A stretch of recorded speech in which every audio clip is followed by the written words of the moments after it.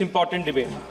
This is a momentous occasion for the whole country when we are celebrating 75 years of a journey as a constitutional republic. Speaker, sir, if you look at our immediate neighborhood and contrast it to our experience, we are the only thriving constitutional democracy in our immediate neighborhood. This is the strength of this country and the testament to not only the strength of our constitution, the sublime constitution that our constituent makers gave us, but it is also a testament to the strength of this civilization, this culture that has always placed the values of democracy, the values of freedom of expression, and dharma as the foundation stone of this civilization. Baba Saheb Ambedkar, who played the pivotal role in drafting of this constitution, also acknowledged and appreciated the value of this civilizational culture in democracy and strengthening the democracy in this country. I would only want to take two lines from his very interesting quote. Baba Saheb Ambedkar expounds on how the Upanishadic principles of Aham Brahmasmi and Tattvamasi form the foundation, the theoretical foundation, the philosophical foundation of democracy. He says, if all persons are parts of Brahma, then all are equal and all must enjoy the same liberty, which is what democracy means. Looked at from this point of view, there cannot be a slightest doubt that no doctrine could furnish a stronger foundation for democracy than the doctrine of Brahma. He also further goes and says, when Western students of democracy have spread the belief that democracy has stemmed either from Christianity or from Plato, and that there is no other source of inspiration for democracy, if they had known that India too had developed the doctrine of Brahmism, which furnishes a better foundation for democracy, they would not have been so dogmatic. India too must be admitted to have made towards a contribution towards a theoretical foundation for democracy. This is what Baba Saheb Ambedkar says. It was on this very philosophy that Prime Minister Narendra Modi has declared to the world that India is the mother of democracy. That is the strength of from where we derive that's the philosophical foundation from where we derive the strength for our constitution. Speaker, sir, this civilizational value of India, that we are a civilizational state, was implicitly addressed and appreciated in this constitution when India was referred to as Bharat in Article 1 of the Constitution.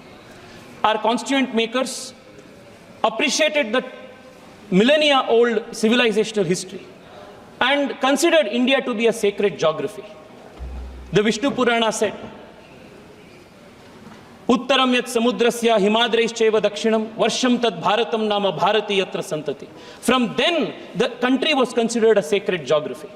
But unfortunately, Speaker, sir, starting from the first Prime Minister in the Congress party, Pandit Nehru, to the communists and the others who followed, India was not considered a sacred geography because they did not have the civilizational worldview that India was a millennia-old state. They approached India as a union of states, more a private jagir, any part of which could be given to anybody at any point in time, ceded, given away, without even at some times following the constitutional process of law. The attack on the constitution by the Congress party started from the very first article, Article 1. I would want to draw the attention of this nation and the House to how a very important, strategically important island in the Pak Strait in the southern part of the country between India and Sri Lanka, the island called Kachativu, was given away to Sri Lanka by the Congress party and the DMK in 1974 without following any due process envisioned in the Constitution. Speaker, sir, when Pandit Nehru was asked about this very important island called Kachativu, which falls in the Pak Strait, which was part of the then Madras presidency, belonging to Raja of Ramnad, Pandit Nehru says, I attach no importance at all to this little island and I would have no hesitation in giving up our claim to it. This was Pandit Nehru's position on a very important island. And सुनना पड़ेगा गौरव भाई, सुनना पड़ेगा, आपके पीछे आपके historical पाप को आप सुनना पड़ेगा. Sir, the DMK, which today is lecturing us the DMK, which is today lecturing us on secularism and the constitutional morality, this party also joined hands. Karunanidhi, who was then the chief minister in 1974, was well made aware that this was the solution and this island would be given away. They also supported this.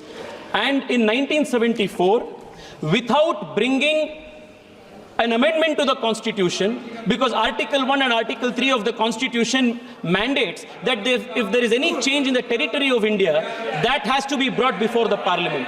Nothing was done. Parliament was not taken into confidence. Article 1, Article 3 was not amended. Nothing was done. By a mere executive action, a very important island belonging to India was given away for political reasons by the Congress party. Sir, this was not the first instance. Lot was spoken about the basic structure of the Constitution. Parliamentary sovereignty and sovereignty of India is one of the founding principles of the nation. But the Congress party, not just in the instance of Kachativu, but even in the instance of Aksai Chin with respect to China, and more recently it was learnt that the UPA government was ready to even give away Siachen to Pakistan. This is their commitment to territorial integrity of this country. This is the difference between one view which considers India to be a civilizational state, a sacred geography, and between one whose leader of opposition, even when he goes abroad, says India is not a nation but is a union of states. Contrast this view to what Atal Bihari Vajpayee's position was. ये अर्पण की भूमि है, ये तर्पण की भूमि है, इसका कंकर कंकर शंकर है, इसका बिंदु बिंदु गंगा जल है. This is the difference between the BJP, which is the protector of the constitution, protector of our territorial integrity, and other political parties like the Congress, which considers India not as a civilizational state, not as a nation, but as a mere hodgepodge union of states. This is an attack on the Constitution, Adhyakshi. Adhyakshi,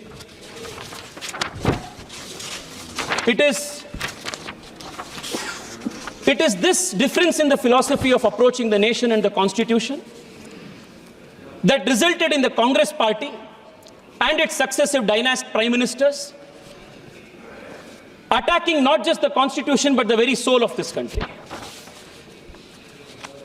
The forcible insertion of socialist and secular in the Indian Constitution during the 42nd Amendment was not the first attempt at introducing these two ideas in the Constitution and making the Constitution rigid.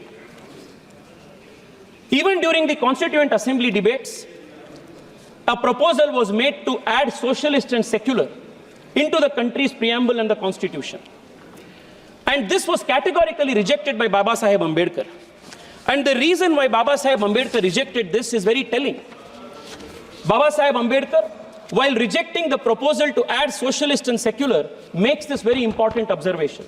He says the Constitution is merely a mechanism for the purpose of regulating the work of the various organs of the state.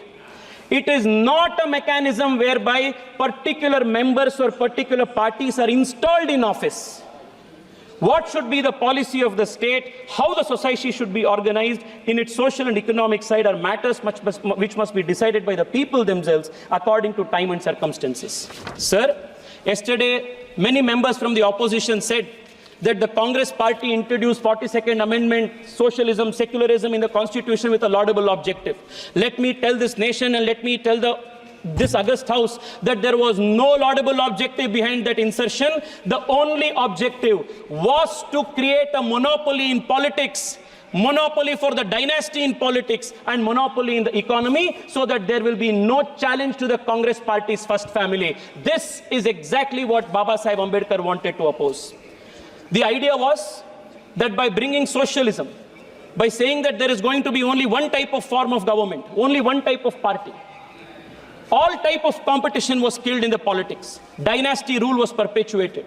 And the idea was that politics will be controlled by the dynasty's monopoly and the economy in turn would be controlled by the state's monopoly. This vicious cycle, Speaker sir, kept the country poor, kept the country hungry, and kept the country backward. The cost for this thrusting of socialism only to keep the country poor and to perpetuate the dynasty's stranglehold on the country's politics, cost the nation dear. In a paper titled The Price of Socialism, noted economist Swaminathan Iyer says that millions of children, let me read it out, Speaker, sir, that 14.5 million children would have survived, 261 million more Indians would have become literate, and 109 million more people would have risen from poverty line had we not approached our economy with this dogmatic approach.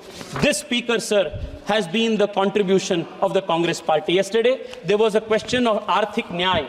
I want to tell you what Arthik Nyay the country saw under, economic justice the Congress saw under, the country saw under the Congress party. Until Prime Minister Narendra Modi came, a large swaths of this country, a large population of this country did not have access to toilets. This was the kind of economic justice they had given. Close to 80% of the country's villages did not have access to electricity, and they speak of economic justice. Close to 50 crore people in this country did not have access to bank accounts, and they speak of economic justice. मैं आपको बताना चाहता हूं, नरेंद्र मोदी जी आने के बाद पहली बार देश के गरीब को आर्थिक न्याय मिला है और संवैधानिक रूप से वो मिला। अध्यक्ष जी, because Baba Saheb Ambedkar was such a staunch opponent of this Congress style of politics, Pandit Nehru declared Baba Saheb Ambedkar to be his enemy number one politically. And today, Speaker, sir, I heard my opponents from the Communist Party,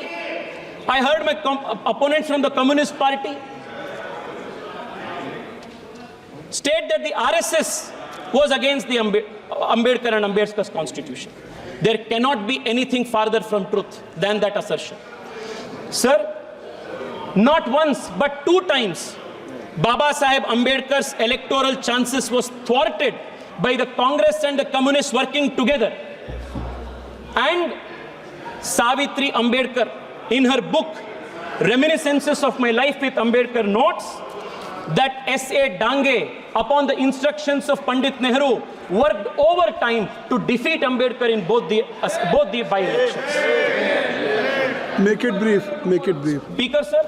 Speaker, sir, I want to remind the nation that when Congress and the Communists were trying to defeat Ambedkar, when the Communist leader S.A. Dange gave the slogan, "Let your vote go waste, but do not make Ambedkar win," it was an RSS Pracharak Dattopan Thengdi who was working to make Ambedkar win in the election as his election agent. These historical truths have to be brought up. Speaker, sir, for a very long time, a big hypocritical drama has been conducted in this country where those who are the attackers of the Constitution have posed themselves as the champion of the Constitution. And this hypocrisy must be exposed, Speaker, sir. For a very long time, this hypocrisy has continued. But those who have perpetrated innumerous attacks on the Constitution, destroy the very soul of the Constitution, these people today are posing as the champions, as the protectors of the Constitution. Speaker, sir, the very first attack. Speaker, sir, in a few minutes I will conclude, but this hypocrisy must be exposed. Speaker, sir, the DMK gave us big lectures here on secularism. Their leaders speak of eradicating Sanatana Dharma, and we should listen to these speeches of secularism from them. The DMK leaders, the leaders from the DMK, Speaker, sir, are speaking about constitutional morality. On 26 November 1957, their fountainhead of inspiration, Periyar, burnt the Constitution, and 200 of those followers were arrested. And from these people, we have to learn lessons of constitutional history and morality. Speaker, sir, the very first attack on the Constitution was made by Pandit Nehru when he curtailed the freedom of expression of people. Very first attack. And who was protecting the Constitution? Then it was Shama Prasad Mukherjee. Speaker, sir, imposing emergency, suspending fundamental rights, arresting 1 lakh opposition leaders, forcible sterilization of 1 million people, imposing emergency. Speaker, sir, this is the legacy. This is what is attacking the Constitution. Despite being banned, the RSS and the Jansangh fought to restore democracy in this country. This is protecting the constitution. Speaker, sir, Article 356 is misused more than 90 times. Democratically elected governments were removed at the whim of the leaders. This is attacking the constitution. Sabka Saath Sabka Vikas, ek Team India approach, GST Council. This is Narendra Modi's style of protecting the constitution. Speaker, sir, Thank you. rejecting the Speaker, sir, just 3 minutes, Speaker, sir. I'm concluding in 3 minutes. Rejecting the Kaka Kadelkar committee report with Nehru himself opposing reservations of backward classes is attack on the constitution. Granting constitutional status to the National Commission of Backward Classes is protection of the constitution. Opposing Mandal reservation. Well, Rajiv Gandhi made his longest speech. That is attacking the constitution while introducing OBC reservations in NEET exam, Navodaya Vidyalaya, implementing EWS reservation is the protection of the constitution. Speaker sir, 2 minutes, please. Speaker sir, एक तो important विषय है, 2 minutes. Speaker sir, perpetuating dynasty politics is an attack on the constitution, while the Prime Minister's vision of bringing 1 lakh new youth into politics is protection of the constitution. Thank you very much. Speaker sir, Thank you. the Congress introduced the Waqf Act. You are the Speaker sir, you are the chairman of the Waqf JPC. You must give me a minute on this. Speaker sir, आप JPC के chairman हैं, Speaker sir, lot was spoken about secularism. What was the pervert brand of secularism that the Congress party thrusted on this country? A Muslim could be Muslim, a Christian could be Christian, but a Hindu had to be secular. Yes. This was the kind of one-way secularism that the Congress party introduced. Speaker sir, in Karnataka,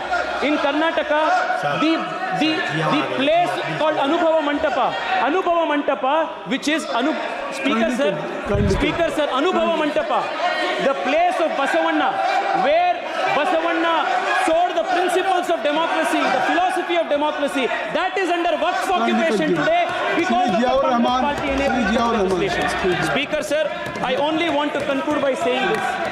Speaker,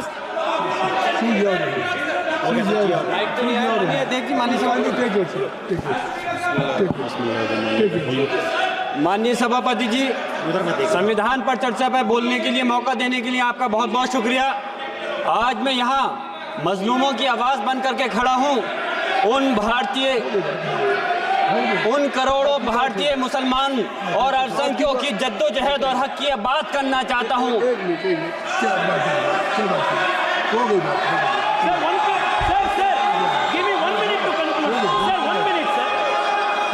sir, मैं अब ये आवाज आप 1 minute लीजिए, conclude करने के लिए। माननीय सभापति जी, मैं आपका बहुत बहुत शुक्रिया अदा करता हूँ।